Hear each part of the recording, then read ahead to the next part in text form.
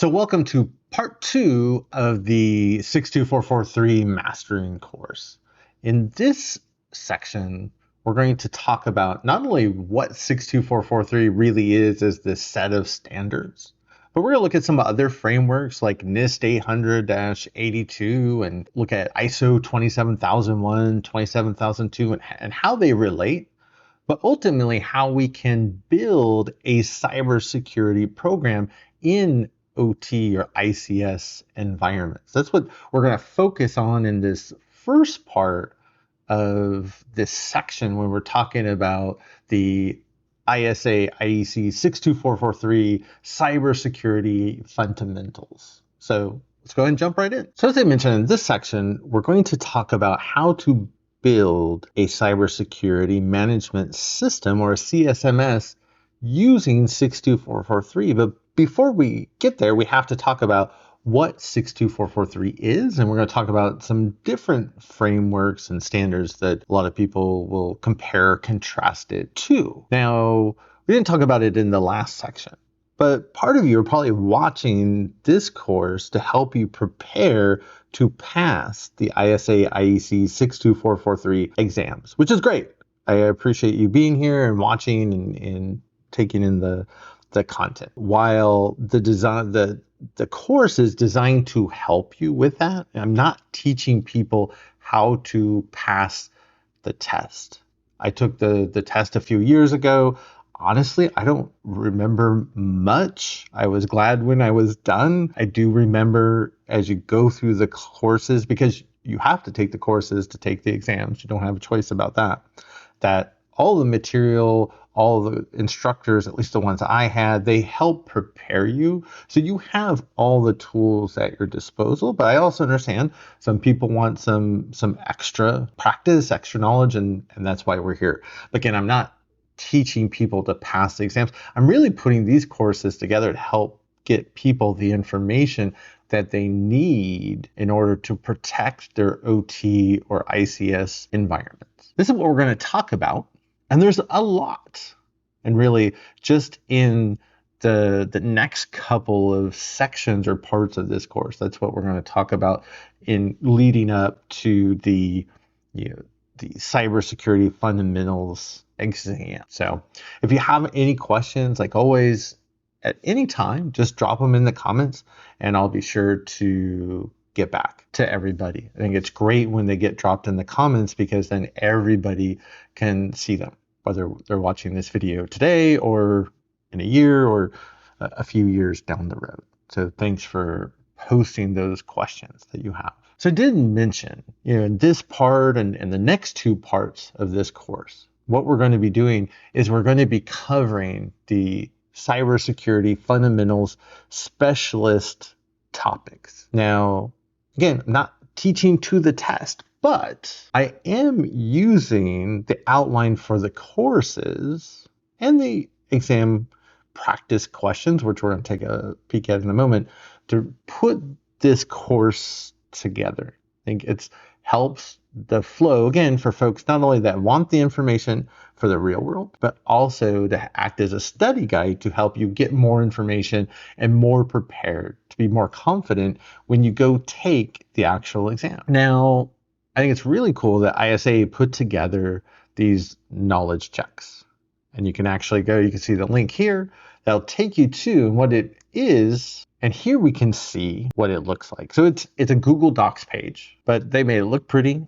And it has 20 questions. And these are, from my experience, very similar to the look and feel of what you'll see on an ISA 62443 certification exam. I can't say what's on the exam. I can't talk to, this is a question exactly like you'll see on the exam. I'm just saying in general, the look and feel of the question, this is very similar for what you're going to see. So I really appreciate, right, that they're giving you not only questions around content you'll see on the exam, but in a look and feel, right, a manner of what you're going to see on the test. Now, out of these 20 questions, in this part that you're watching right now, we're going to cover about a third. I think that's pretty much, there's 3 parts that we're going to have to cover the 62443 Cybersecurity Fundamentals exam, or that content. And so it's about a third of those questions are answered in each of those parts. So the idea is, once you get through this part and the following two, you should be able to answer all of these questions correctly. Now, in this section, if I start to scroll down, we're going to talk about things like establishing a cybersecurity management system based off of 62443. Cybersecurity in any organization always starts with policies. So we're going to talk about how do we create and authorize policies in an organization. How do we implement policies? You can see question number 4 here, right? How do the implementation of policy involves creating appropriate and cost-effective policy, communicating the policy of the organization, training personnel in the organization, or all of the above. So after this section, you should be able to answer this question, and we'll come back and we'll go over those questions at the end. So what are we protecting when we talk about OT or ICS cybersecurity, or 62443 as the standard, right? The gold standard for cybersecurity and OT ICS. And I do always go to power plants to start. And a lot of people do. I realize that. I think there's 2 reasons why I do. One is that almost every critical sector that we have, that it needs electricity to run, right? We wouldn't have the internet without power. We wouldn't have food on our table or clean water to drink if it wasn't for power. So power really is central to everything that we do. And I'm personally partial to it because my first project that I stepped foot on back in 2012 was a large kind of traditional, like non-nuclear power plant. It was powered through natural gas. And so we'll talk more about that as we go on, but I do typically use power as that example.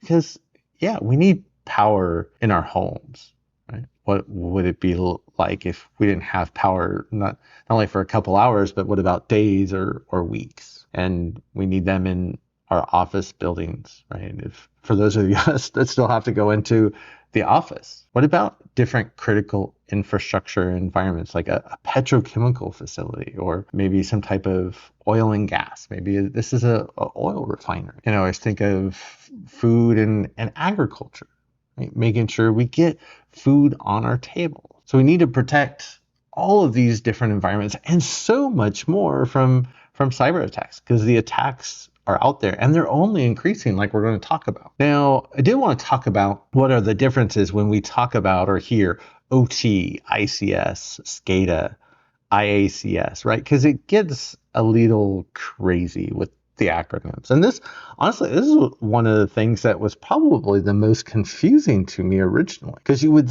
hear all of these different terms. And yes, there are technical differences between each of these. But for this course, and even probably for the exams, these really can just be grouped into the same thing. Okay.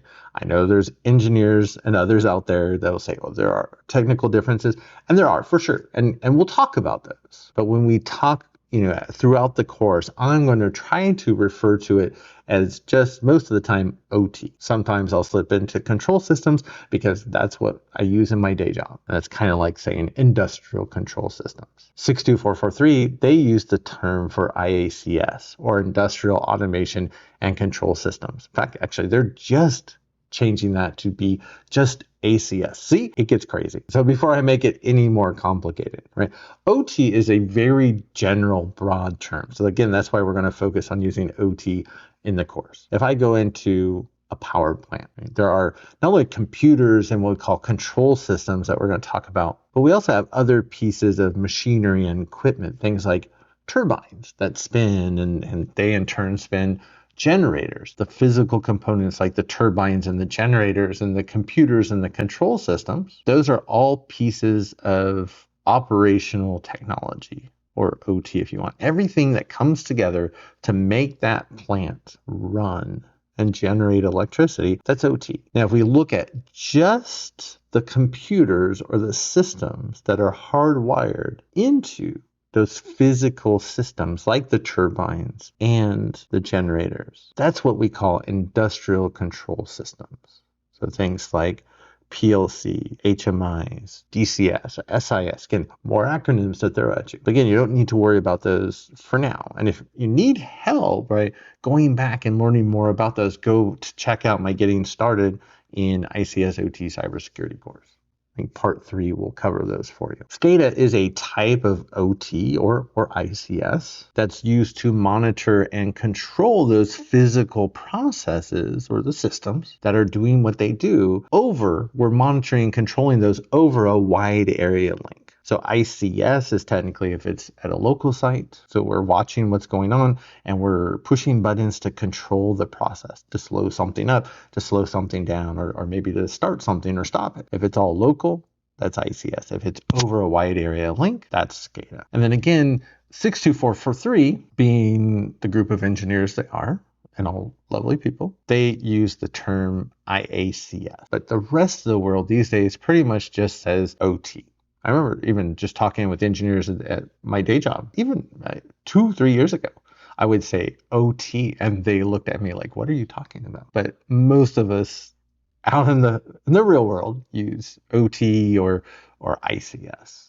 So again, we're going to use OT in this course. Again, there's technical differences between them. We're going to primarily just talk in general terms and use OT for this course. Now, when we talk about, okay, well, what is OT or ICS cybersecurity? So we go back and I have a power plant or water treatment facility, or think a manufacturing plant. The idea is that environment, right? It does something. It produces something. We produce electricity. We produce basketballs or Barbie dolls, right? Or we produce clean water. And as we were just talking about, right, there's computers now that we have, and they're literally hardwired into these physical systems or equipment in the real world, like those turbines and generators or motors, or we'll talk about combustion chambers and things that actually can go boom. And that's why it's important that our number one focus in cybersecurity and OT is ensuring people stay safe, period, the end. Now, we can also make sure that the environment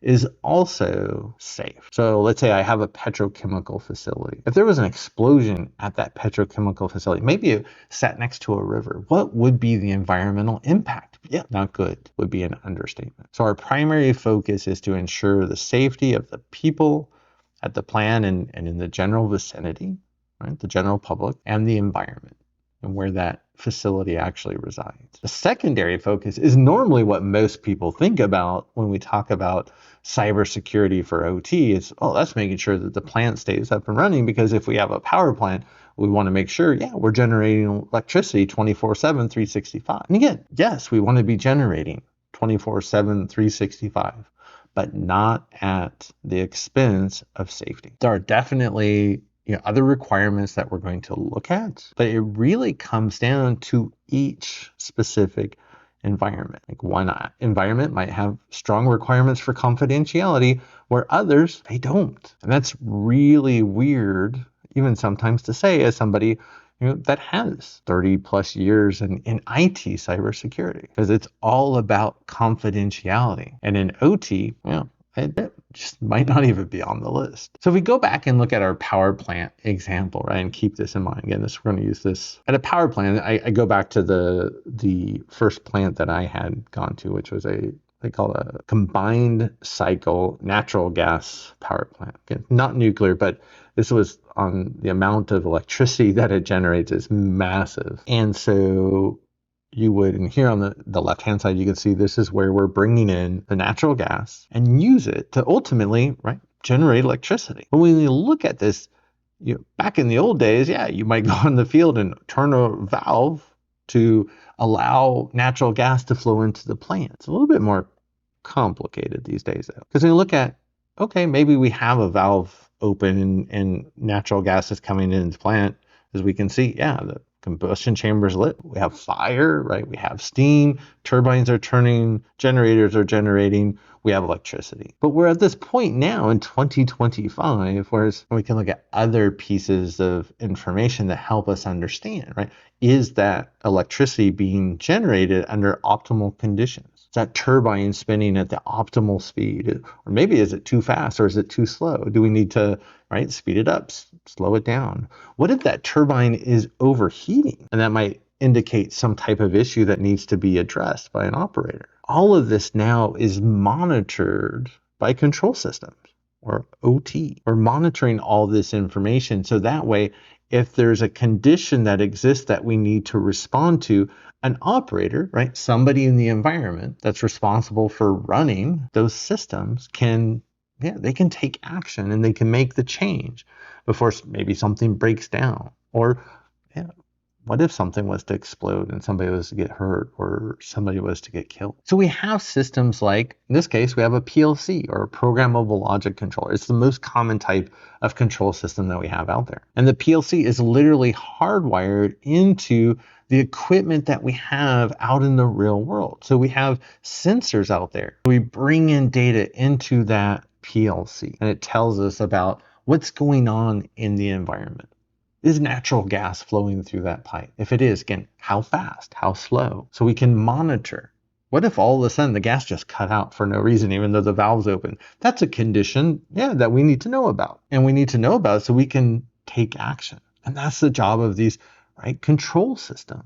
So we're monitoring what's going on and we're controlling what's happening. Now we have outputs. That's where we're physically wired, where we can send electrical signals to do things like turn things on, turn things off, right? Close that valve. Or maybe, we need to open it up just slightly more to allow just to increase the flow of natural gas in that pipe slightly. Those are control systems. PLC is like a thermostat, right? It continually takes in the temperature in the room, and then if it gets too warm, let's say you have what they call a set point, right? You have it set to 72 degrees. I know I use Fahrenheit here in the United States. That, if it becomes too warm, the thermostat, or in this case, right, the PLC sends a signal to the air conditioning unit to turn on.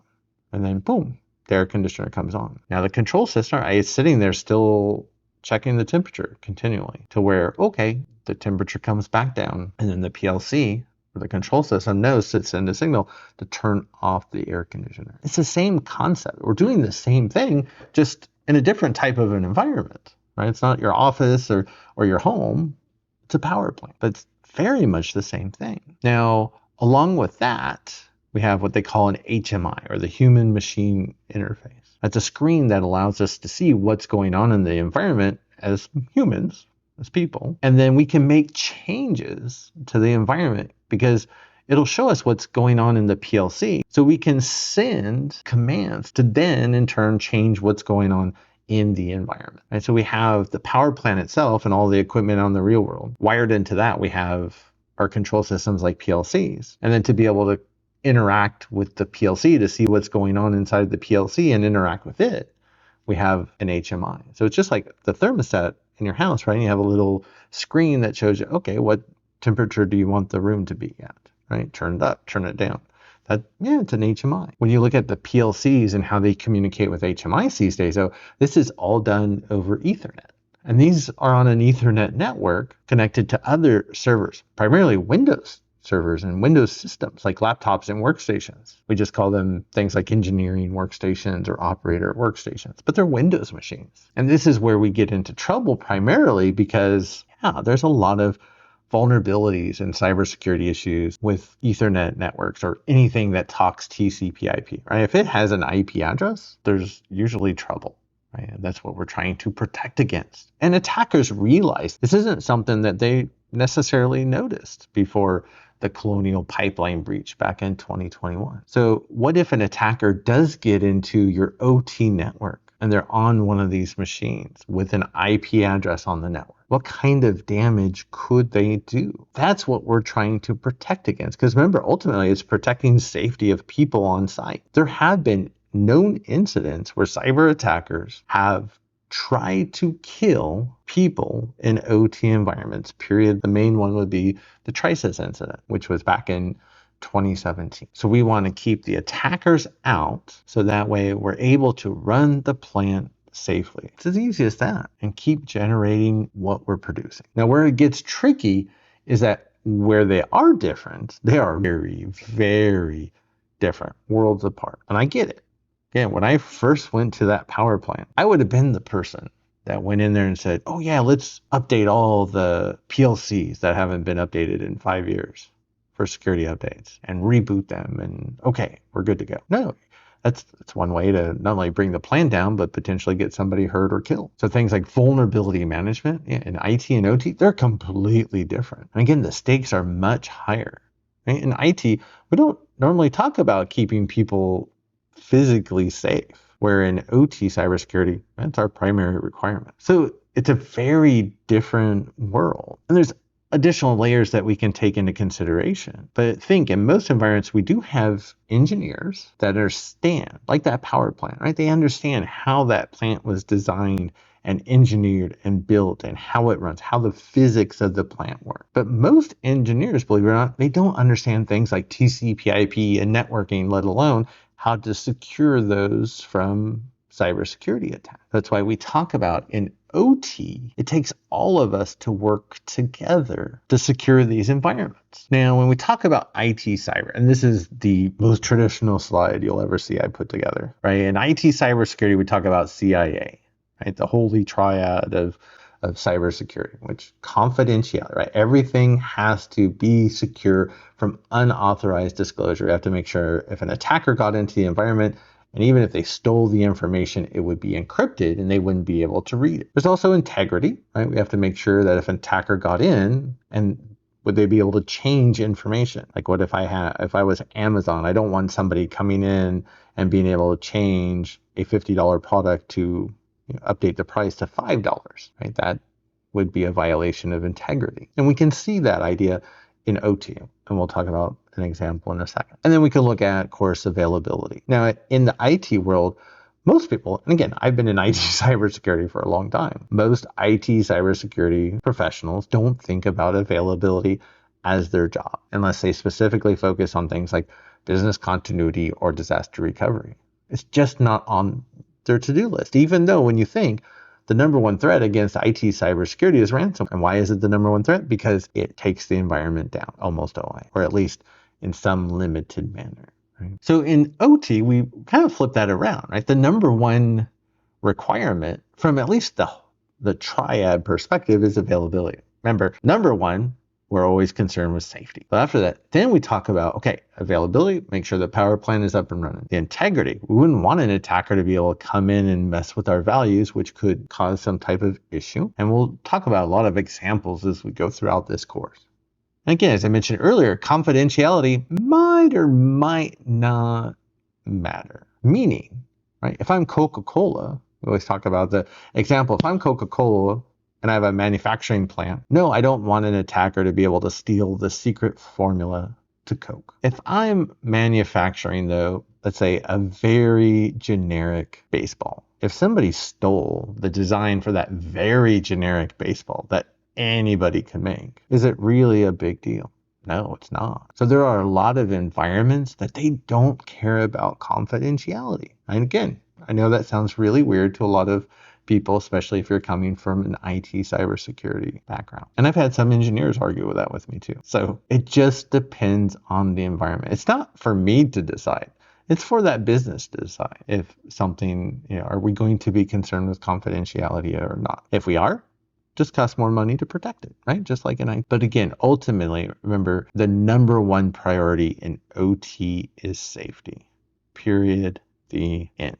All right. So how do we put all of this together? Again, we talked about our power plant example, right? And we're monitoring and controlling natural gas. It comes into this combustion chamber and we create heat to create steam to ultimately generate electricity. But we have attackers now, again, that understand they can get inside the plant and they can get on our TCP/IP or Ethernet networks. They can do some significant damage. And I'd be remiss if I didn't say there are other networks out there that are using older industrial control protocols that aren't reliant on TCP/IP. But most OT environments do have TCP/IP today, and that's what we're going to focus on in this course. I did want to talk about real quickly some of the myths that you hear in OT cybersecurity. Again, we already talked about most of the people that say that, yeah, they're coming from OT and they just don't have all that exposure to IT cybersecurity to know one way or the other. So I get it. They have more in common than they don't. Now, prior to 2021 and the colonial breach, this second one was probably actually mostly right. That you only worried about state adversaries. Right? That Russia's coming after you, that China's coming after you, that the United States, the Americans are coming after you. And that, well, I don't have anything in my environment that, I have a power plant. What do the Russians or the Chinese or the Americans want with that? Well, think if that power plant not only probably, sure, generates electricity for the public, but what if it generates electricity for a nearby military base and that power plant went down? That military base probably only has backup power for only so long. That's a very common scenario. So yes, are state adversaries targeting OT? Absolutely. And they all do. And never pretend that a state adversary does not want in your environment, because they do, whether you think you have something that they want or not. Now, there's also this idea that a lot of people think that, oh, well, we're safe because our OT environment's air-gapped. Air-gapped just means that you don't have a connection to an outside network, whether it's your IT, you're not connected to anything, the attackers can't get in. There's a couple of issues wrong with that. One, and there's data that shows like 70 to 80% of OT networks that they think are air-gapped actually have a network connection to something outside. So most networks that they think are air-gapped, they're not. And even, okay, let's say that the network is air-gapped, like with Stuxnet. That was a air-gapped network. But guess what? That malware, the attackers, they still got inside that environment, because there are other ways around that, right? It could be brought in with a USB drive, or maybe you have a contractor that comes in to do maintenance on one of your systems, and they have malware sitting on the laptop that they use, and they plug into your air-gapped network. So even if I had an air-gapped network, I'm never, ever going to assume it's just too risky to do that. Some environments, they have control systems that are 30 years old. And so some people will say, well, they can't be hacked. I wouldn't go that far. Most of these systems still have some way that you can interact with them to do damage. So don't think just because your systems are 20 years old that they aren't susceptible to attacks. And then one of the other ones, and this drives me crazy. This is an OT and IT, where you hear someone, and maybe it's like a CISO or someone in leadership, that they should know better, but they're like, oh, we're compliant, right? We're compliant with 62443. That's a whole other story.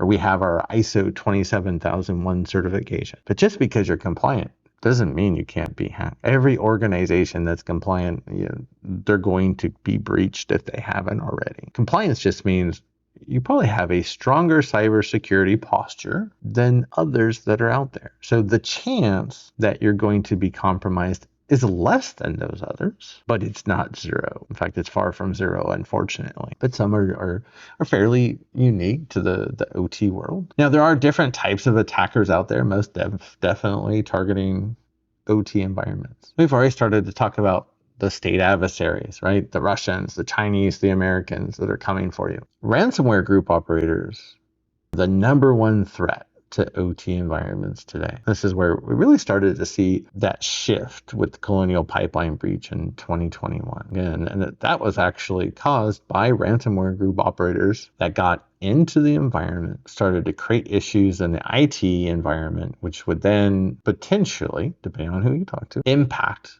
the largest gasoline pipeline in the United States. So the pipeline was shut down out of an abundance of caution, according to their CEO. But at that point, then every other hacktivist and ransomware group operator in the world and hacker realized there's this thing out there called OT or ICS. And so we've seen since 2021, the attacks against OT only increase exponentially. Now there's still script kiddies, right? Just like in IT, right? We have, you usually say, there's little kids out there that can download a free tool off the internet and point it at an IP address and try to cause issues. And every once in a while they get lucky. So that's why, there's still a concern, because every once in a while they get lucky, and there's a lot of them. And that's one of the things when you look at hacktivists as well. They have numbers on their side a lot of times, more so than state adversaries. A lot of state adversary programs are very limited in the number, essentially, of employees that they have, or usually they're members of the military. They're usually limited in scope and size, unless you're in China. But hacktivists, there's a lot of hacktivists out there, it seems, these days, even though their impact is usually lower, right? There's a lower impact. They do little damage, typically. Saying typically. That's not always the case, and it doesn't mean it's always going to be the case in the future, especially when we see now there's actually starting to see a kind of this convergence between state adversaries and hacktivists and ransomware group operators. So what if, let's say in Russia, where we have Sandworm, which is one of the top OT ICS specific threat actor groups, what if they start giving them tools besides knowledge? That's a recipe for disaster, and that's actually what we're seeing that's starting to take shape now in 2025 and over the last year or two. That's really concerning. But we have these attackers out there. These are the main types of attackers that really threaten OT. These are the ones that we're protecting against. Now, this is a timeline that I put together to show you, looking at over time, like the kind of the significant incidents that we've had in the OT world. And you can see 2003, 2009, 2010. Yeah, we're not going to spend a lot of time here, but just to highlight, right? Years would go by before anything of real significance happened. Sure, there's some little events in here, and there's like one or two that should be on the list. I don't have them here. But overall, right, we would go years, or at least a year, between significant incidents before something happens. Again, once we hit Colonial Pipeline in 2021, though, you see that all changes. It's this constant stream of attacks and incidents to where if we just look at the numbers, this is where we're heading, right? We're here in 2025 as I'm recording this, like right in the middle of 2025. Last day of June. The attacks are coming, right? The number of attackers, the number of attacks, they're only increasing. This is what it's going to look like. It's already starting to look like this. We have to be prepared. Rob Lee, who's the CEO of Dragos, and he built out the top cybersecurity course at SANS, that he talks about, especially his conversations with Mike Asante, who's a lot of us consider kind of the godfather, right, or the founder of ICS OT cybersecurity. That right before Mike passed away a few years ago, unfortunately, that Mike stressed that we're not ready. We are not prepared for what is coming. Rob used to be the person, don't worry about the fear and the uncertainty, and we've got this. He's like, yeah, that was 10 years ago.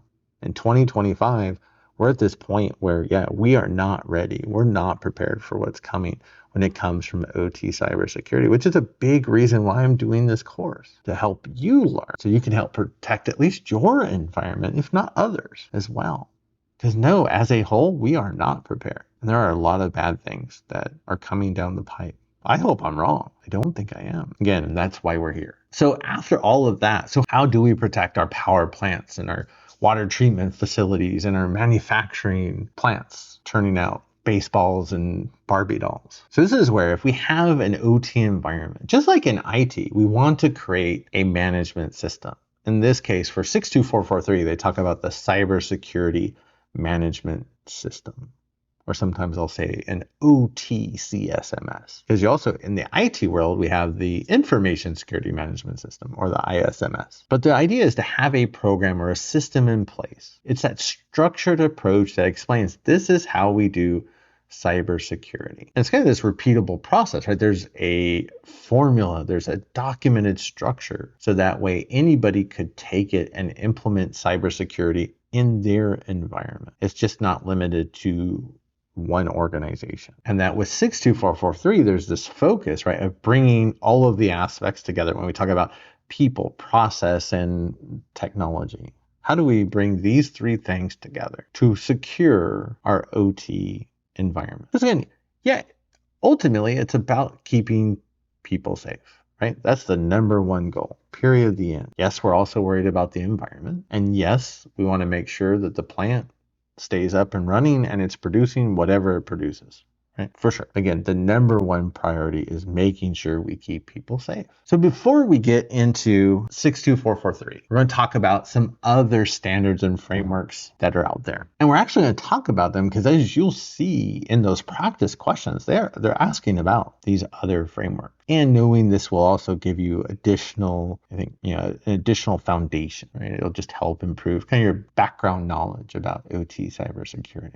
So I wouldn't go into these if I didn't think it was worthwhile. Now here's a slide I had put together. Essentially, it's a LinkedIn post or image that I had put together, an infographic. The NIST Cybersecurity Framework, or CSF, came about because through the Obama administration in the United States. So this goes back probably 15 years at this point. The idea was to look at IT cybersecurity and break it up into these 6 different phases. So you can see identify, protect, detect, respond, recover, and govern. We might see those sometimes soon. The idea is identify is we have to understand what's in the environment.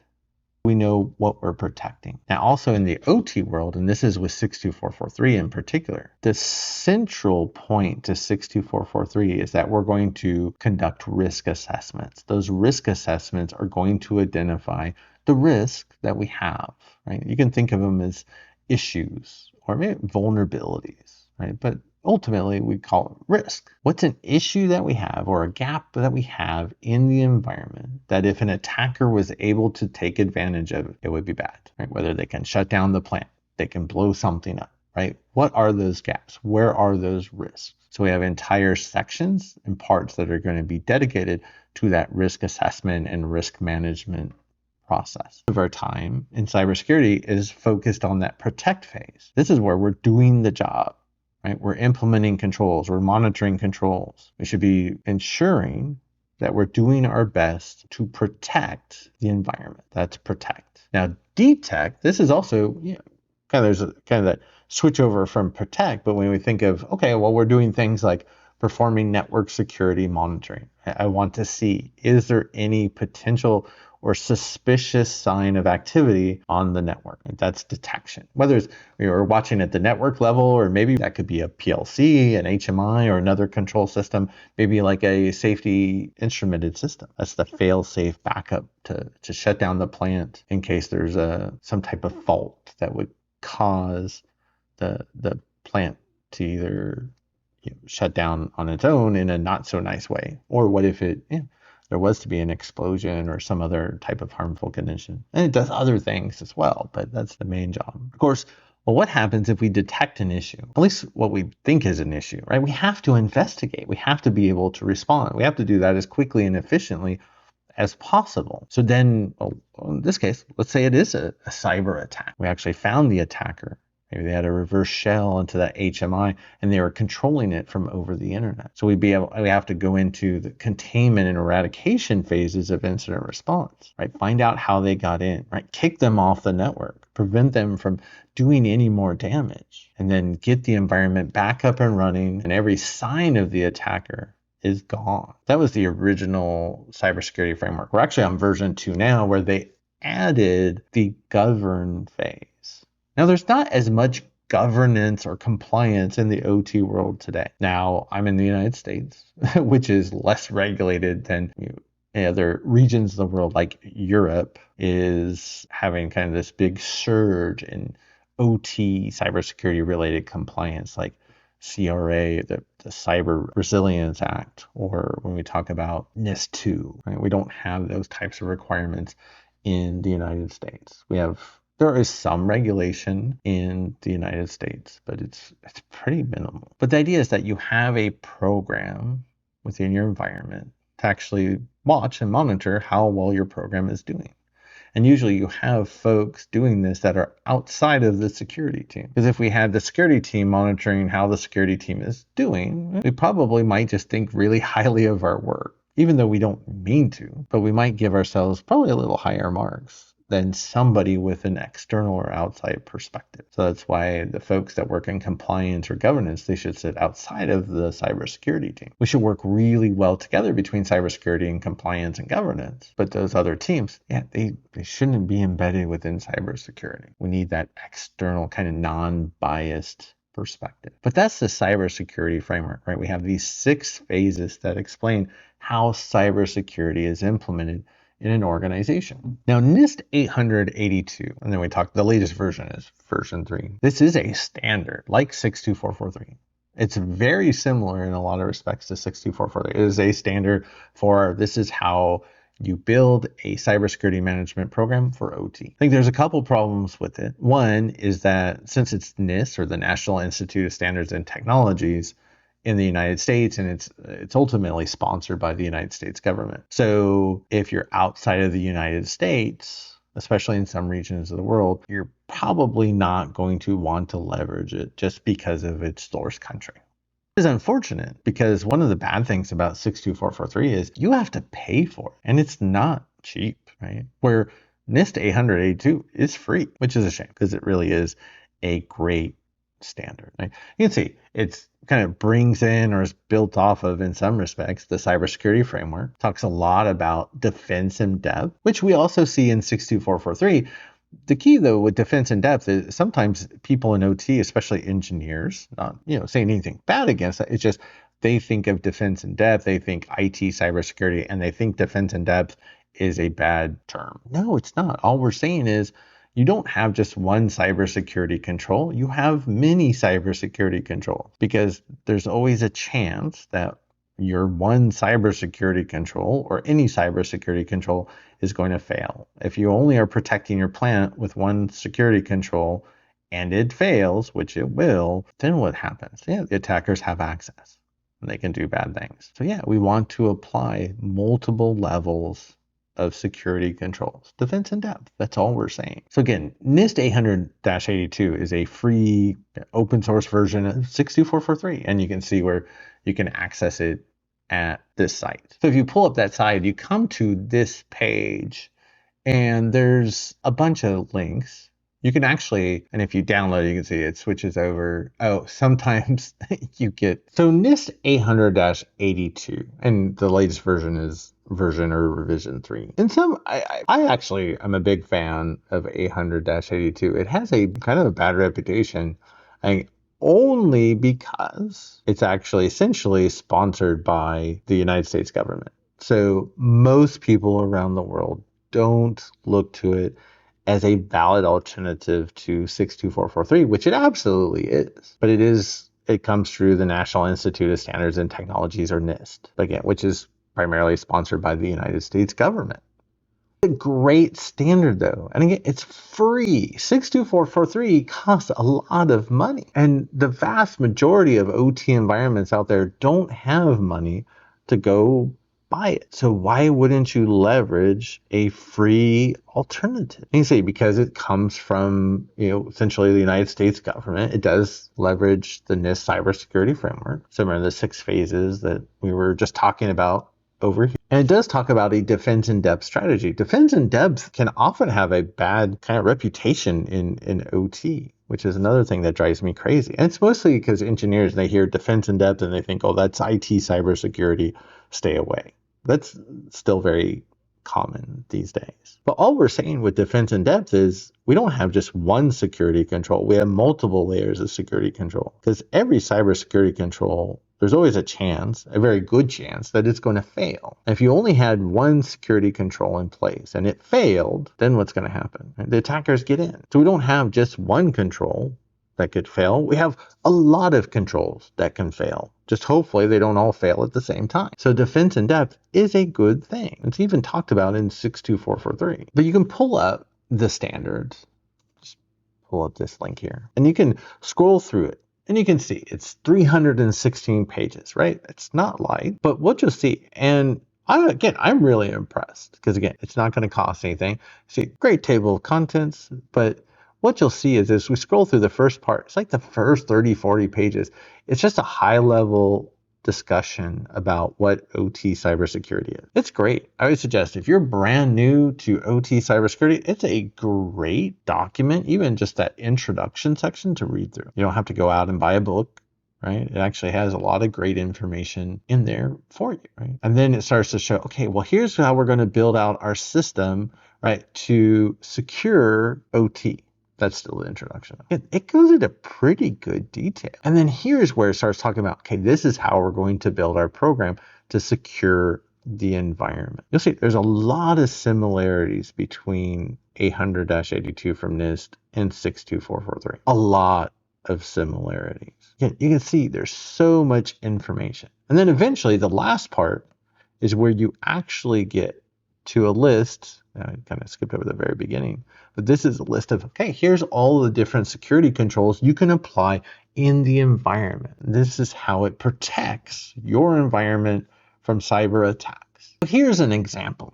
And we have control AC8 for system use notification. I picked this one because this is one that most people are familiar with, even if you don't think so. But this is if in your organization, you probably go to log into your Windows machine, whether it's your company or your school. And as soon as you hit Control-Alt-Delete, there's that pop-up message, right? It says, hey, everything you do on this system is being monitored. If you do something bad, we can terminate you. We might call law enforcement, depending on what you're doing. But just know there are repercussions for doing bad things, right? That's the system use notification. What they're saying here is, yes, it's great to have that, but you also need to consider some OT environments. You might have a Windows system that never, ever locks. If you locked it, then you wouldn't be able to control the process, which then introduces safety and availability issues. So you have to keep in mind, this will probably apply to most Windows machines in OT, but there are some machines where that's not applicable. Again, which is why I wanted to include it here. I thought it was a great point to be made. Again, they talk about, yes, have this system use notification, that log on banner on all of your machines telling your employees not to do bad things, which is ultimately what it's for. Just remember, not every Windows machine in an OT environment logs. I remember in one nuclear facility, right, they had this one operator workstation, and you see operator workstations in a lot of OT environments where, yeah, they wanted to have a clear screensaver. They actually wanted to lock, but still be able to see what was going on. Most environments just don't lock it at all, so they can see 24/7, 365 what's going on. And what if there was an emergency situation?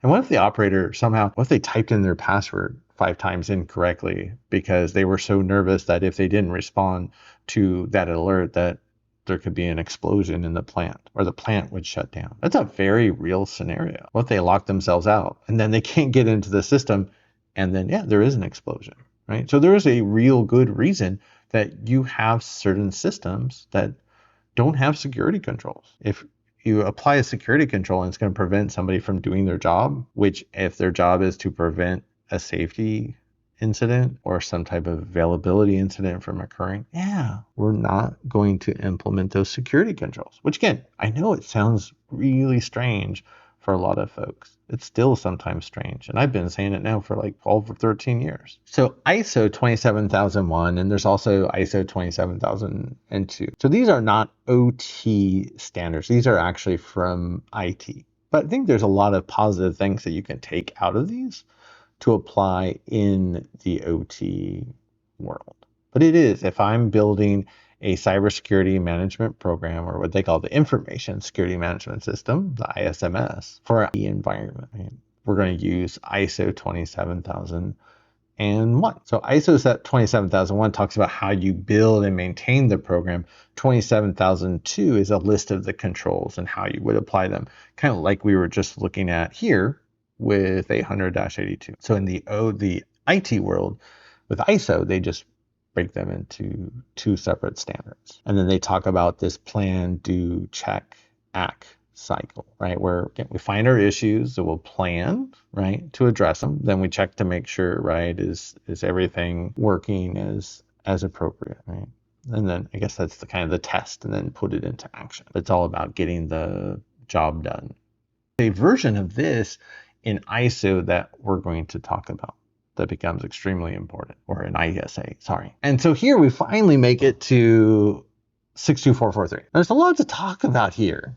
I see this slide. I still remember, I think, the first time I saw this, and I felt so overwhelmed. So I'm going to try to break this down a little bit more and simplify it in terms. One thing to remember, A lot of people will say the ISA 62443 standard. 62443 is not a single standard. It is a family of standards. So you can see there's 62443-1-2, 1-3, 2-1, 3, etc. Some of these are going to be talked about and used much more heavily than others. So mostly what we're talking about in this part, or in this video, is 2-1. Risk assessments, we talk about things like 3.1 and 3-2, especially 3-2 and even 3-3. So I hate the numbers personally. I've even talked with engineers. I think I shared this in the last section, right? Engineers. I've talked with people that have wrote the standards. I have friends that were on the original committee that became 62443.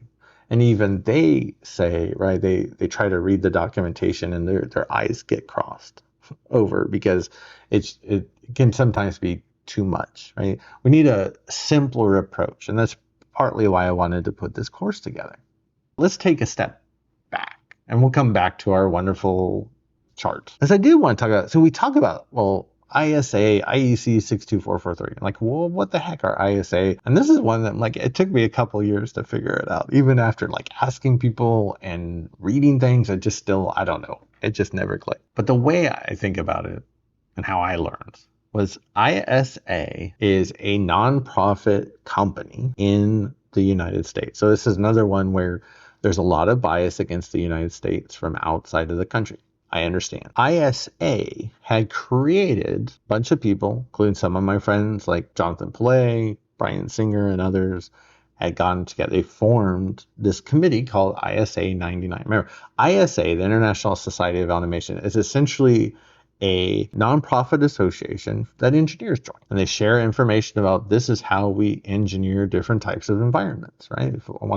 This is how we'll build a power plant. And a big part of that is control systems engineering. And so it got to a point where they decided we need to create a standard around how do we secure control system or OT environments.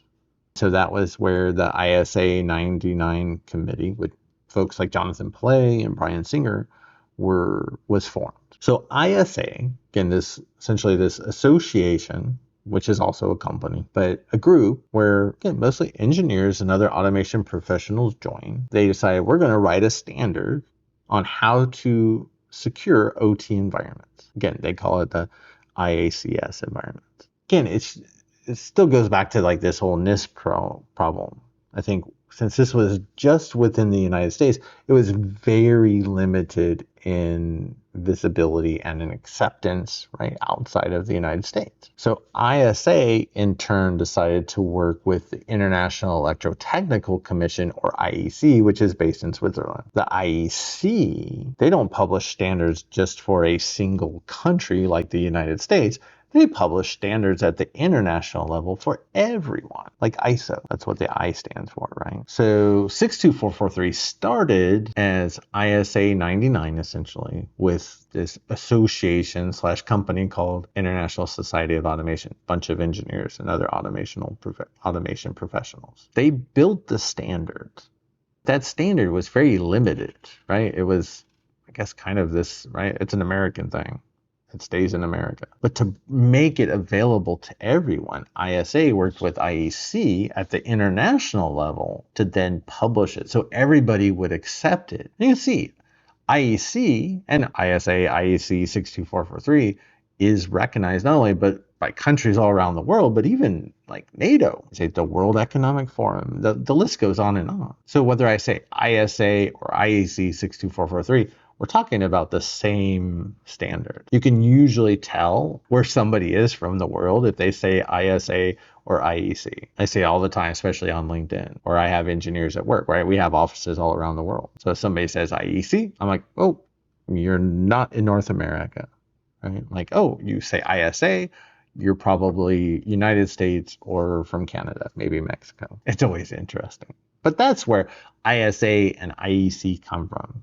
So just remember, there are two different bodies that publish standards. ISA, right, group of engineers, primarily in the United States, North America, they created 62443. But to really get it to be acceptable at the international level, they worked with IEC to make that happen. So hopefully that helps. I know when getting into OT cybersecurity, there's all these acronyms to understand. That's where the ISA and the IEC come from. And that's all we're talking about here. Again, ISA started the standards committee, ISA 99. Right? And you can see not too long ago, back in 2002, develop a standard to secure OT environments from cyber attacks. Again, they created this standard, again, very limited. Nobody probably wanted to talk about it outside of the United States. So they worked with IEC to make it available at the international level. And the ISA 99 committee and subcommittees still exist, which that also gets really weird because then someone's like, oh yeah, we use ISA 99. It's like, what's ISA 99? Isn't it ISA 62443? So people use the terms interchangeably. If you're using the standard, it's 62443. It's the ISA 99 committee which developed the standard which became 62443 and is implemented at the international level. Now we just all say 62443 pretty much. So back to this wonderful slide. And this comes from the ISA side. And so you can see they break up the family of standards into 4 different sections. And some of these are fairly new. So you'll see these get added over time, like 2-5 implementation guidance for IACS asset owners. But there's the general level, and we'll go through those. But where we really want to get to is 2-1. And that's where we start talking about actually starting to build our security program. But again, I did want to talk about the general standards first. Now I can't show them on screen without violating the copyright. Again, you have to pay for 6243. You have to either buy the standard outright or you become an ISA member and they give you access to 99% of it. So you see 1-1 is kind of like the introduction to 800-82. It talks about this is at a high level what OT cybersecurity is. It's kind of how I think of it. 1-2, you can see it's literally a glossary. It's like, here's different terms and abbreviations that you're going to see through 62443. Okay, that's great. Now 1-3, that's where they're going to give us some suggested metrics. And we're going to come back and we're going to talk about metrics. A key to 62443 that I think a lot of people miss is actually a key that comes from ISO 27001. And that is you should always be improving your cybersecurity posture. Are you secure? I should say, are you more secure today than you were yesterday? Well, how do we measure that? We use metrics because we're going to talk about that security lifecycle and what that looks like for now at a high level with these 3 different phases.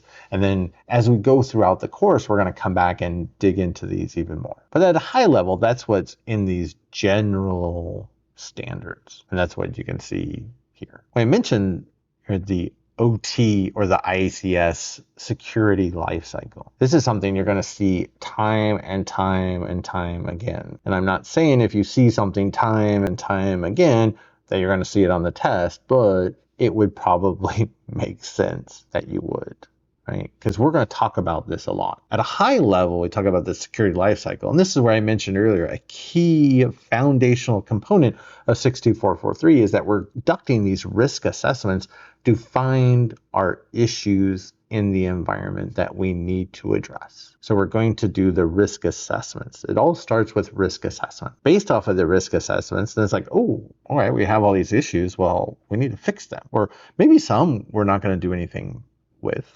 Maybe because the risk is very low. We're going to talk about that later on. Let's say we get a list of, let's say, 10 issues. And these are 10 issues that we're going to need to address. Well, then we have to develop a plan, right? What security controls are we going to use to address them? That's the develop and implement phase, right? So we have to figure out how are we going to address these issues? So what are we going to use to address the risk? At least to lower the risk to an acceptable level and go ahead and act, right, to implement those controls. And then, we'll just maintain the environment.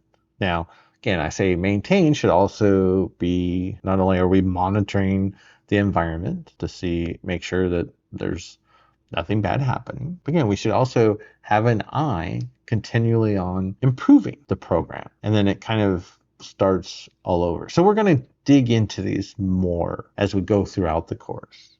So you get sick of seeing this. But for now, remember the 3 phases of the IACS or the OT security lifecycle are going to be assess, number 1, Number 2 is develop and implement. And then number 3 is maintain. Yeah, I did leave IACS here because this is what you'll see from ISA on the exam. They probably won't use the term OT. I use the OT here because that's what everybody else in the real world uses. All right, and there's a lot in these. Remember, the first phase is assess. This is where we're going to have what they call an asset register. It's just a fancy way of saying an asset inventory. So we know what we have in the environment, so we know what we're protecting. Now, one of the other key concepts in 62443 that we'll also come back and talk about is that we break it down into zones and conduits. So zones, you can think of for now as different parts of the OT network. If it's easier to think of, you can almost think of them as different or VLANs for right now. Just know that you take the overall OT network and you break it down into sections called zones. All of the assets in a zone share the same target security level, which we're going to talk about in a sec. Now, we have communication between zones. That communication takes place over what they call conduits, which is really important from a cybersecurity perspective, right? Because we want to make sure we allow the assets that need to talk to each other, but then we want to make sure that extra communication is not allowed. So zones and conduits is a big thing we're going to come back and spend some time on. We're just talking about it at a high level right now. So I mentioned, once we have our asset register or our inventory, right? Once we know what we have in the environment, what we're protecting, we break the environment down into different zones, and then we have communication between those zones, which is called the conduit. Now we're going to perform risk assessments to identify our issues that we have, and each of those zones is assigned a target security level that you see listed as SL-T. I know that drives me crazy. I'm going to say security level target. So we're going to assign a target security level, and we're going to look at these real quickly. All of this, and don't worry, because we're going to talk about it again at a high level, but we're going to come back and spend a lot of time with these concepts as we go throughout the course. So this might sound weird at first, but don't worry. We're going to talk about these a lot over and over and over. These are key concepts in 62443 because ultimately it's about understanding what we have in a zone, how secure we need it to be. That's the target security level. And then based off of that target security level, do we need to implement any more security controls to lower risk?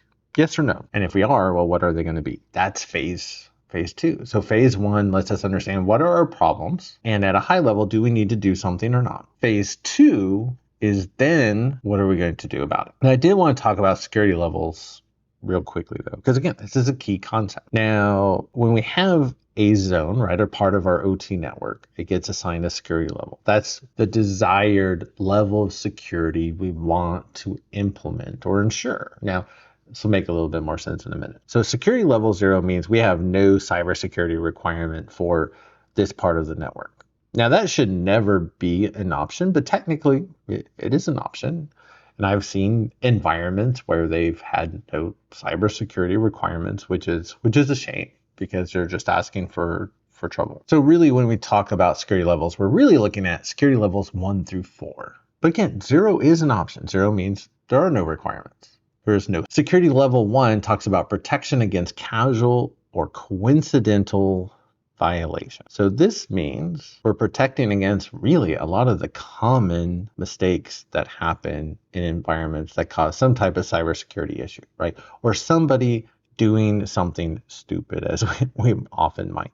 I actually had a power plant one time where an operator brought in their Xbox thinking that they could sit in the operations room, the control room, and play Xbox over the weekend on their shifts, not even realizing they needed internet connection for that to work, but they thought it would work, right? Was there a real, cybersecurity attack? No, it was an employee doing something stupid that they shouldn't have been, and hence the issue. We've also had, I've seen an employee bring a flipper 0 into a rail environment. You do some bad things in OT environments with flipper 0s, right? To be able to intercept and sniff wireless signals and radio frequencies and replay that traffic. It could be very, very dangerous. That person was fired, as you might imagine. I digress a little bit. So again, 0, no security. Level 1, the most basic form of security. Right? That's just going to protect against people doing things that they really shouldn't. They probably know better. Maybe they make a mistake. Security level 2.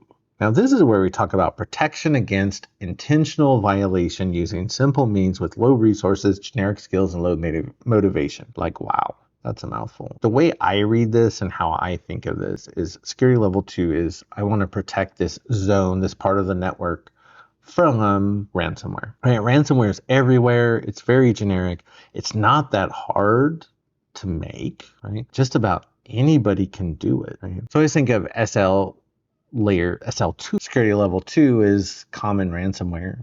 Level 4, remember, state adversaries. So level 3, that's between like average ransomware and state adversaries. So I think there are a few exceptional ransomware groups out there, right, that have advanced skill, and they are now working on their OT ICS cyber skills. When they say, OT ICS or IACS specific skills, they're looking at these attackers understand not only, yes, you have a PLC in the environment, but they understand how to manipulate the industrial protocols like Modbus, S7, DNP3, BACnet, the list goes on and on. They understand these protocols. They understand how they can use them to manipulate the systems. They understand like the vulnerabilities in those types of systems, but they can also use their skills to reverse engineer the entire environment to ultimately put them in a position where they can control the environment and cause something bad to happen, or when we talk about a high impact event like an explosion or to bring the plant down. A lot of times when you think about, well, how do I bring the plant down? I'm going to create an explosion. So that's how I think of these, right? Level 0, no security. Level 1, that's people making mistakes, doing silly things that they shouldn't be. Level 2 is common ransom. Level 4, well, that's state adversaries. So level 3, well, that's between the two, which is really those ransomware operators. Sometimes I talk about cyber mercenaries that have exceptional skill. In this case, right, they have that OT ICS specific knowledge. So first phase is assess. So phase 2 is develop and implement. Remember, the first phase, this is where we find the issues or the risks that we need to address or that we're going to address. And so at this point, we're going to determine, okay, well, what are we going to deploy in the environment to lower the risk, right? What security controls are we going to implement to lower the way they implement this, or look at it, I should say. And here's a example we can look at. So in a plant, you can have what they call an engineering workstation zone. It's in a part of the network, right? Think of it as its own subnet if you want, where you have engineering workstations. Now, engineering workstations, these are just Windows machines. They could be laptops, they could be full-blown workstations, but they're used to typically connect to control systems to program them and do troubleshooting and upgrade firmware or maybe downgrade firmware. So you have a bunch of these Windows machines. Now in this case, we talked about our different security levels. So this zone we've determined has a desired target security level of 2. Or we're going to want to at least protect it from people making silly mistakes and ransomware, right? The most common threat we have in OT. We're not worried about protecting it against advanced attackers and state adversaries, right? That's going to be too expensive. In our environment, we decide though, we want to protect it against common issues like people making mistakes and ransomware. Now, the current level of risk in the environment is 1, or sometimes we would actually talk about that as the achieved targets, or sorry, the achieved security level. You'll see what I mean in a second. So you say the security level from 1 to 2. There's a lot of factors that come into play, and again, we're going to have entire sections that cover this, but hopefully at a high level, this gives you kind of an idea of where we're going. Again, we do that risk assessment. We see our engineering workstation zone where we have all these Windows machines. We're going to give it a target security level of 2. The current security level is 1, so we need to go from 1 to 2. Well, what security controls are we going to apply to do that? That's what we're seeing here. Again, we have a security level or target security level of 2. I know I hate how they do that notation. The achieved security level, or what we currently are sitting at for a security level, is 1. So what are we going to go from a 1 to a 2 to then where we've met our cybersecurity requirement? And that's a big part of what we're going to talk about throughout this entire course. Phase 3 is where we're going to monitor, right, the environment. We're monitoring it for security. We're also monitoring for performance. Our security tools in OT find more performance issues with the plant than they do actual security issues, right? It's rare to actually have an attacker in the environment. It does happen for sure, but it's much more common to have operational issues. And a lot of those can actually be picked up through things like security monitoring, because we're watching different metrics for signs of something going wrong in the environment. We just think of that something going wrong as an attacker, where what if it is that turbine spinning a little too fast or a little too slow?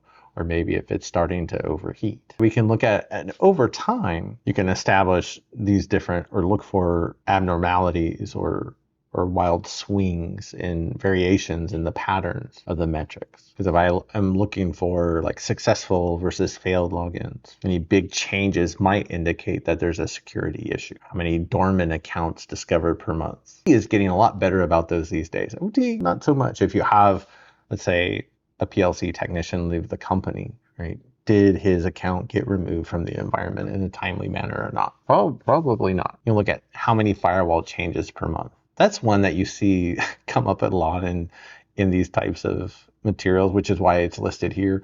Is that something that you can necessarily control, though, to a degree? But that's one to keep an eye on. But is it going to indicate like a true security issue? Maybe, maybe not. I am a big fan, though, when we start looking at denied firewall traffic and allowed firewall traffic. We'll see some examples later on in the course where this is a way to do network security monitoring without implementing network security sensors. I've actually found state adversaries in environments just by looking for denied firewall traffic and investigating those suspicious signs. So we're going to spend some time there. And it's important when we look at training, right, and security awareness, because if we have policies in the environment to tell our employees what they can and cannot do from a cybersecurity perspective, if we don't train them, if we don't help them understand what those requirements are, then how can we expect them to know what those requirements are? We have to help them understand. So that's why we have an awareness program. You write a policy, you have to teach your employees what that policy is about, why it exists, and what it means, again, that they can and cannot do. So those are the 3 phases. Remember, we go through assess, and we talked about target security levels. Talk about develop and implement, where we figure out, okay, we need to apply some security controls. Well, what security controls are those going to be? We're going to spend a lot of time in this course. And then maintain. But also, why are part of the maintaining the environment while we're monitoring to make sure everything's okay? This is where we also should be continuing to look to see, how do we improve security? We need a bigger focus on improvement. All right, so we're going to come back to our wonderful image of all of the standards. Now, we've talked about all those general standards at a high level. So just to simplify things, I've taken those off the plate, right? So we can see these a little bit better. And we'll start knocking some of these off as we go throughout the course. Remember that ISA 62443 2-1, you can say security program requirements for IACS asset owners. Again, there's a lot that they put in there. And if you're new to OT or ICS, this sounds like, ugh. Just remember, an asset owner, that's the executive leadership for the company that owns that plant. Like my first power plant was for Dominion Energy. So the asset owners, it was Dominion Energy, right? They own the power plant. Remember, IACS, that's really when we say OT or ICS or control systems. So this is how we build a cybersecurity management system for OT networks. And we're also going to bring in leadership, which is absolutely mandatory. And we're going to talk about why. So what makes a successful cybersecurity program? And I put this first because you have to have leadership support. And that comes in many different variations. So there's authorization, because I remember building my first cybersecurity program for a company that I worked for. It was a financial services company. And you have to do this or you can't do that.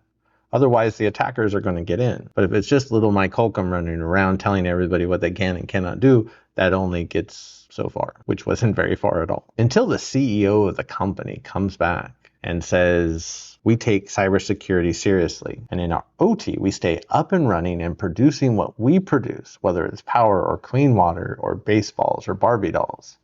We have to have the highest level of authority in the company, which is usually the CEO or the owner or maybe the board of directors, but they all have to give us that authorization, because otherwise, again, no one's going to pay attention if they don't. And that support also would include, ideally, budget. So we can't protect the environment without money. I hate to say it pays our salaries, right? It would maybe allow us to hire some help, or maybe bring in an outside consultant, or maybe purchase a tool. We have to have a defined scope of the program. Well, what part of the company, how much of it is going to be covered? In an OT environment, you might go to, let's say, a car manufacturer or a manufacturer for car parts. They might have 100 different plants spread out across the country or the world. Are all of those plants in scope? Are all of those covered and mandated under this cybersecurity program, or maybe just one? If we're just building the cybersecurity program, I'm actually using this as an example because I'm actually just doing this right now, focusing on, okay, we're going to implement a program at one plant and then grow it out to others. We have to understand that, yeah, security is not a one and done, but it's a continual process. Remember, they talk about the 62443 security lifecycle, and it's that circular repetitive process. And we'll even dig deeper into those because there's actually even additional phases in each one of those layers or phases. Again, we always have to be continually improving. If we're not better today than we were yesterday, then we're failing. We'll never be perfect in security. It's just never going to happen. As long as we're better today than we were yesterday, then I feel like we're doing our jobs. And again, we also mentioned the idea of awareness. Right? We have awareness programs, training for our employees to help them understand their role in ensuring cybersecurity for the plant, for the OT environment. We can write a policy. The leadership can even authorize the policy. But if we're not helping our employees understand what those requirements are, if we're not doing the training, if we don't have the awareness program, then at the end of the day, we've failed them. Our security program, yeah, it has a big hole in it because our employees are our number one asset when it comes to defending the environment. So there's a lot that goes into building a successful cybersecurity management system in OT. And there's a lot more we can talk about. Those are just a few that come off the top of my head. So when we look at, well, how do we create a cybersecurity management system in OT? So if we're looking at 62443, they actually have these 6 phases. You see initiate. Now we also have high-level risk assessments and detailed risk assessments. So we'll look at the differences between the two. And then in later sections, we'll actually be walking through each of these. So we'll be performing a detailed risk assessment. We're going to talk about policies. Our countermeasures are those security controls that we're going to implement to ideally raise our security levels and lower risk. And as we mentioned earlier, we're going to maintain and improve the cybersecurity management system over time. Those are the 6 phases. So we're going to look at each of the phases a little bit more in detail. Some we're going to spend more time with in this section. Other parts, like with risk assessments, we have entire parts of the course that are dedicated to risk assessment. So we're not going to tackle those here, but let's go and jump in. So phase 1, this is where we get started, or the initiate phase. And we touched on some of these items earlier, right? So this is where we can define the scope of the program. It falls under the program itself. Now we talk about we have to identify key stakeholders. Now this can be a much larger discussion. When we think of key stakeholders, it's people that have a particular interest in the program, especially the success of the program. Now we could actually think that the stakeholders could just be about anybody, especially depending on the environment. So we might think executive leadership, right? The CEO or the owner of the company, maybe the board of directors. Those are the ones that always come to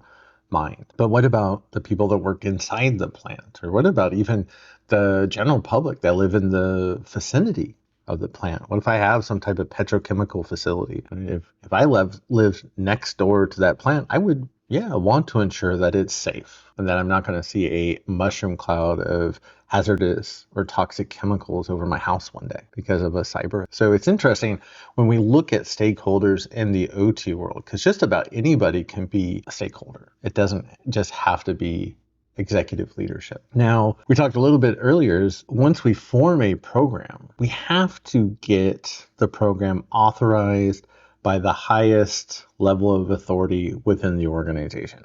And usually the CEO and or the board of directors, usually. And then additional support. Because if they just say, okay, we're going to authorize a cybersecurity management system, go secure the environment. But they're not going to give us any additional resources to do so. It's like thanks, but no thanks, but you're not demonstrating true support for the program, right? They're not taking it seriously. And in today's environment, that could literally end somebody up in jail one day. So thankfully, executive leadership are taking cybersecurity much more seriously, especially in the IT world, but they're getting better about it in the OT world. To the point where, yeah, I think a lot of it is this liability factor, and that if somebody is proven to not do their due diligence and not put their best foot forward and really ignore the situation, they could end up in jail. So you do have executives and officers of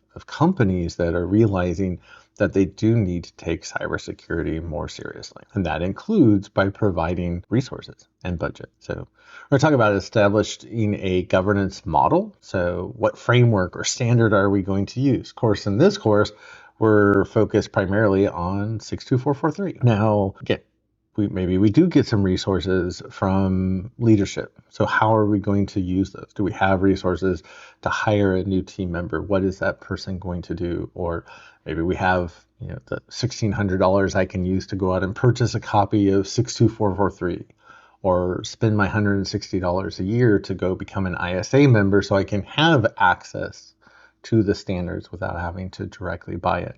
What controls are we going to bring? Are we going to bring in somebody outside to help us with a risk assessment? That's a lot of questions that are happening. And so we're going to be walking through that process. And of course, we'll assign responsibilities. And it's just not for if there's people that are dedicated to cybersecurity, because in most OT environments, you're not going to have somebody that just does OT cybersecurity, not in small and many medium-sized OT environment. The resources, they don't have that luxury of those dedicated resources. They're going to look at, okay, who's going to be responsible for what? And this is where we might have some people from OT. We're going to have some people from IT, right, that have different responsibilities. And even our general employees are going to be responsible for OT cybersecurity to some degree. And that's going to circle back into our awareness and education conversation. Again, with the initiate phase, it's really about building the program, knowing the standard we're going to build it on,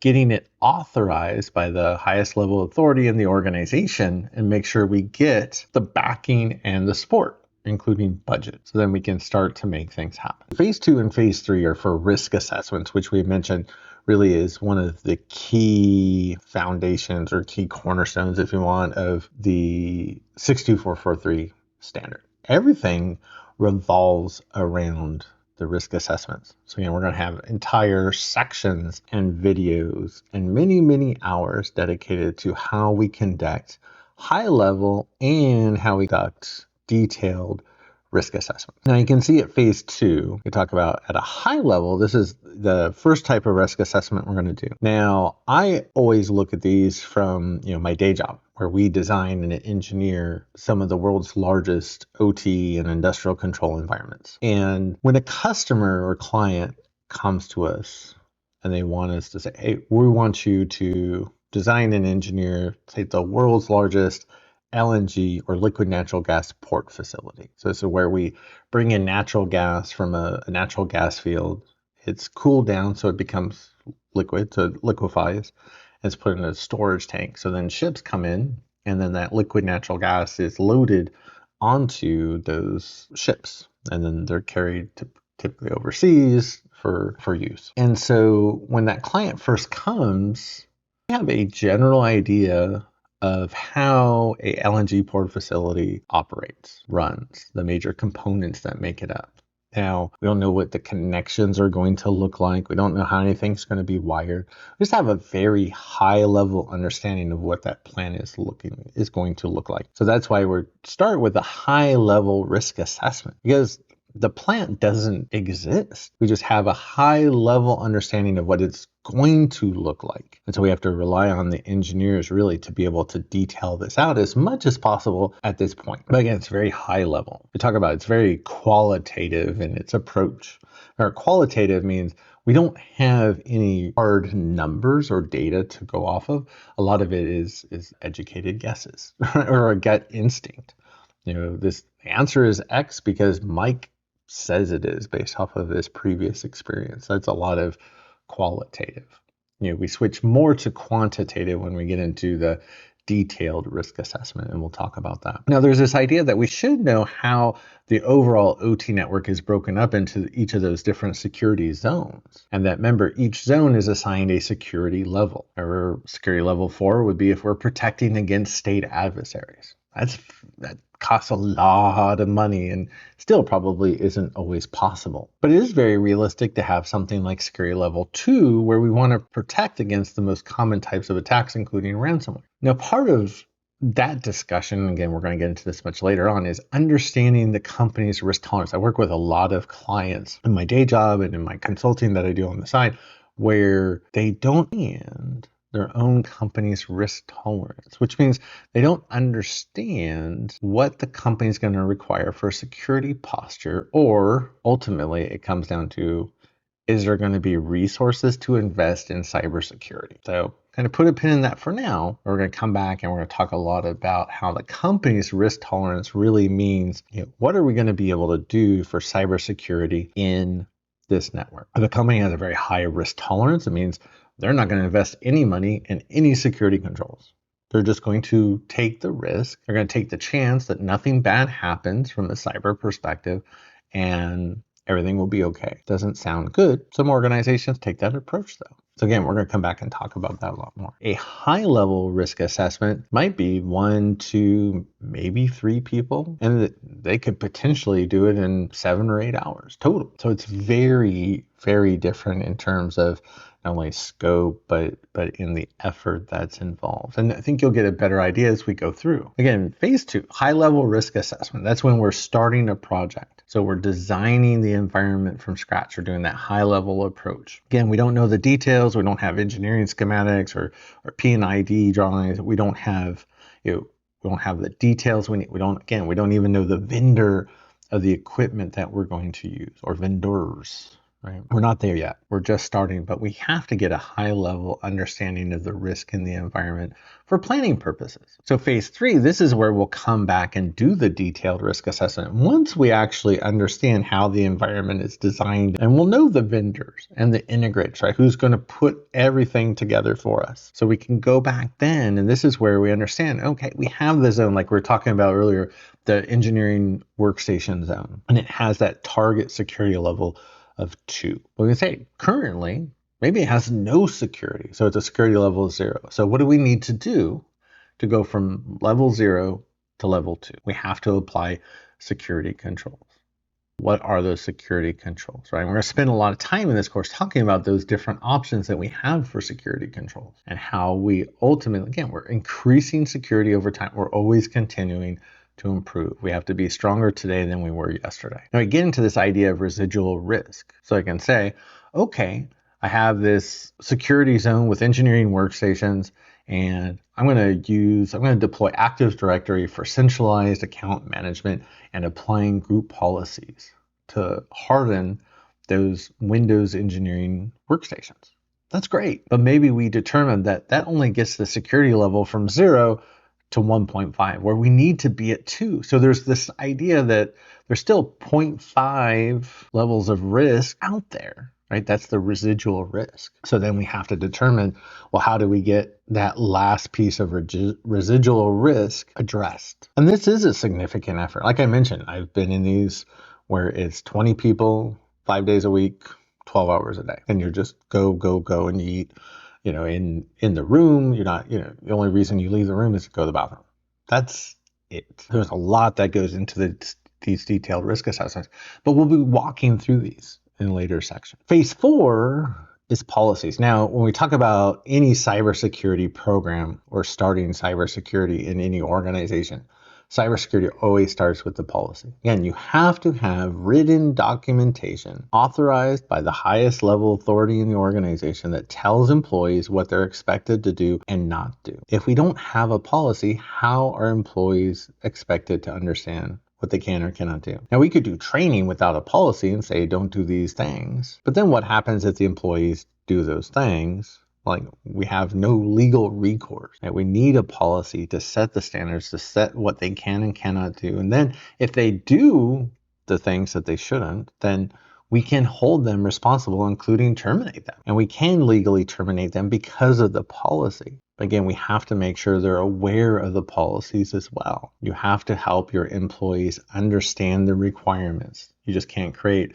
50-page policy and put it somewhere on the internet and just hope your employees are going to spend hours and hours reading it. That's not fair to your employees, and it's not going to happen. Some sample policies that we're going to look at as we go throughout the course. So you can have a risk management policy. That's actually going to talk about how do you do these risk assessments? How often do you do these risk assessments? A lot of environments like, oh, we did our detailed risk assessment. We're done. Oh, hold on though. We want to do risk assessments on an annual basis. So we need to have a policy that states, yeah, we're going to do these annual, because risk does change. Even the risk tolerance or the organization changes. What about incident response, which is extremely important? We're going to spend time in this course on. Right? Vulnerability management, which is very different in OT from IT. Change control, which is extremely important in OT, making sure any change in the environment, it goes through that change control process. So it gets authorization, it's scheduled in an appropriate window. So we make sure that those changes happen in a safe and secure manner. About remote access, how do we get outside parties into our OT environment to be able to do things like troubleshooting and maintenance on OT systems from over the internet? But how do we do that securely? And that's just a few of the policies that we can touch on. Again, when we have policies, when we write the policies, they have to be enforceable. You can't have a requirement in the policy if A, you're not going to enforce it and it can't be enforceable. Meaning, like an example, a great example, is if in the environment, we're going to prohibit the use of USB drives. I have a group policy that I can deploy, at least for my Windows machines, to prevent the USB drives from being active. So I can disable all the USB drives on Windows machines in the environment. That's one way we can enforce it.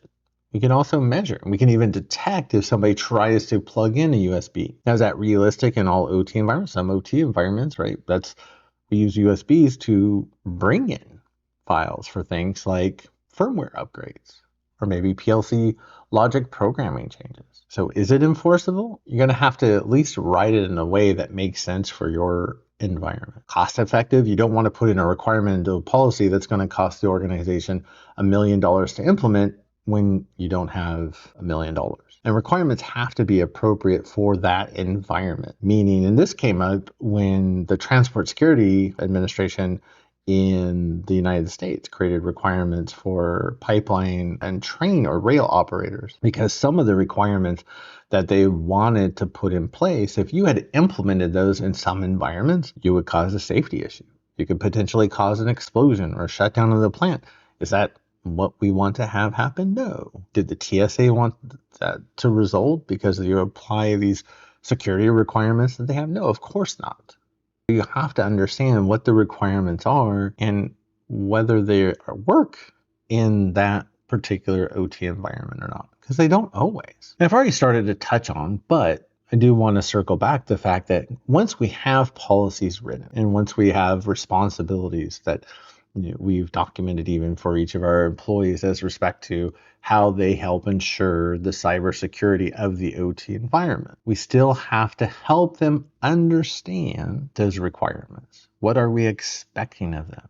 Again, just writing a 50-page policy and posting it on the intranet, nobody's going to take it to heart and nobody's going to follow those requirements. So you have to create an awareness or a training program to help your employees understand those requirements. And it's something that can happen on a continual basis, not once a year, not once every couple of years, but a continual basis, and try to do it in every way imaginable.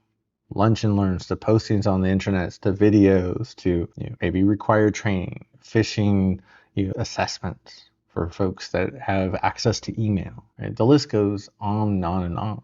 But we have to train our employees on what we expect of them. Because if we're not, again, that's on us. If they do something that they shouldn't, that we're responsible. And yeah, it's for people in OT and IT. Even if you work in IT, you are responsible for cybersecurity, and as well as OT. Of course, depending on your role, it just depends on how responsible you are, right? How much responsibility you have. And there's no exceptions for leadership. In my day job, that thankfully it's everybody from the CEO down. If we have a requirement for security awareness training, you're there, right? You take it. I have seen other organizations, the CEO that they just don't have time, or right, they're above the law, so they'll make exceptions. No, at least not at my day job. I think that's a really big, especially in the OT world, because a lot of training revolves around safety. And again, we don't joke around, we don't kid around with safety. Everybody takes safety seriously from the very top down. But again, we have to have a security awareness program to help employees understand the policies and the requirements. And remember, phase 5 we talk about with countermeasures or security controls, right? What are we going to apply or implement in the environment to lower the risk? So we're going to talk about this, and we'll spend some more time on things like zones and conduits. So we're going to come back and talk more about countermeasures. Again, our security controls that we're going to apply to lower risk in the environment. Because ultimately, that's really what the game is that we're playing in cybersecurity. It's all about lowering the risk to where we make it more difficult for attackers to come after us, to where they're just going to go somewhere else. Now, over time, we're going to identify issues. And so we should have some type of register. We can track those issues as they appear. This is one of those key cornerstones of having a cybersecurity management system. Now, here's an example of a risk register. We're going to come back and talk about this a lot more. Like you can see for the turbine control system, there's no authentication on the programming port. So somebody could walk into that part of the plant and plug into that connection, and there's no username or password. You can just start issuing commands.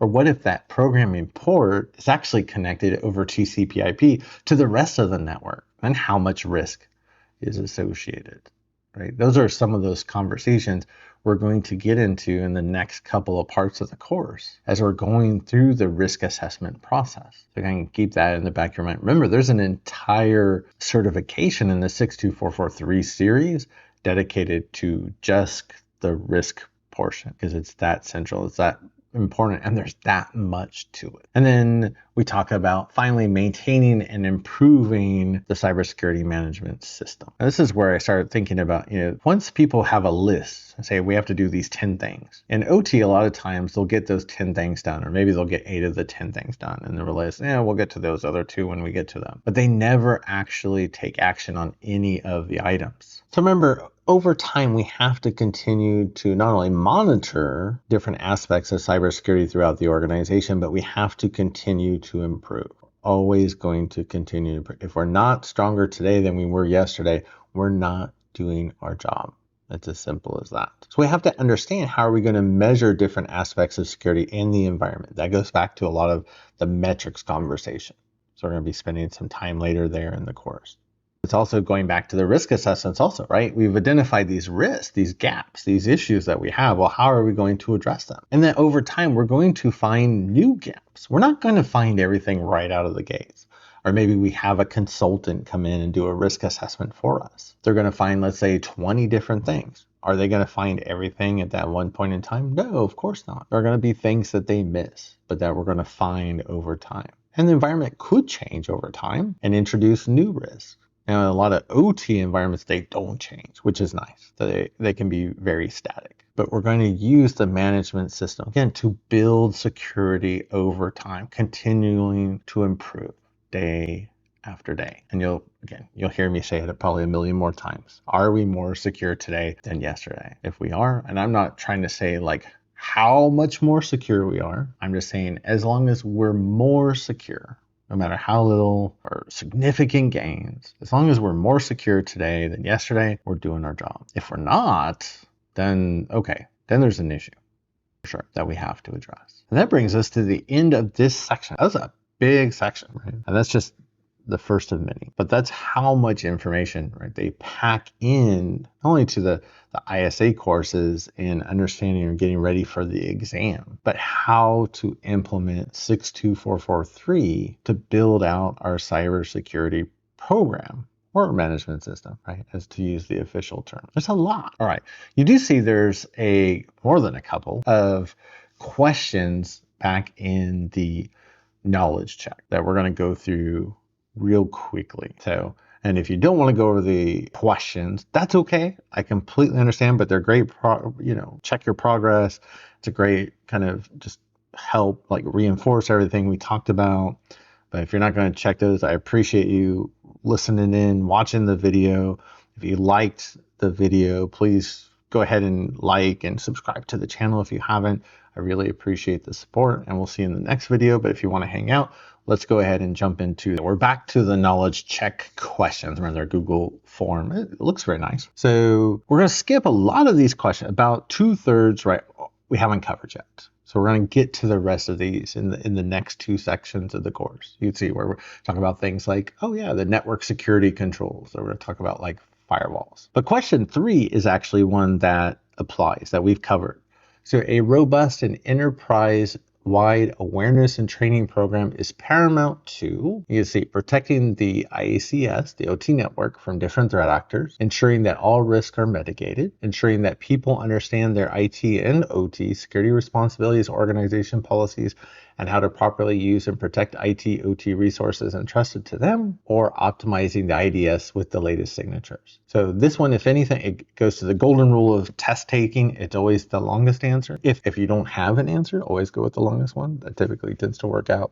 But yeah, we talked about this idea that once we have a policy, or we create this idea of responsibilities for individuals within the organization, we have to actually let them know about those policies, about those responsibilities.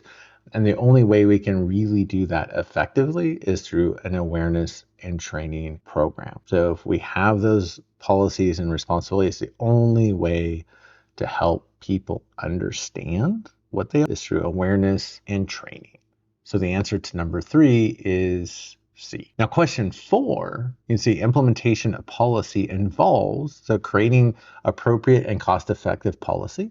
Doesn't sound too bad. Communicating the policy to the organization. Talked about that's key. And training personnel in the organization, which we were just talking about. Yeah, once we have policies, we have to train our employees on what are we requiring of them. So in this case, 4 is going to be D, all of the above. Question 6, what are the 3 main phases of the IACS, or OT cybersecurity lifecycle? In this case, and I won't read each of them to you, but remember, this is one of those things you're going to see over and over and over. You get the idea. So we're going to go with C. All right, phase 1, assess. Phase 2, develop and implement.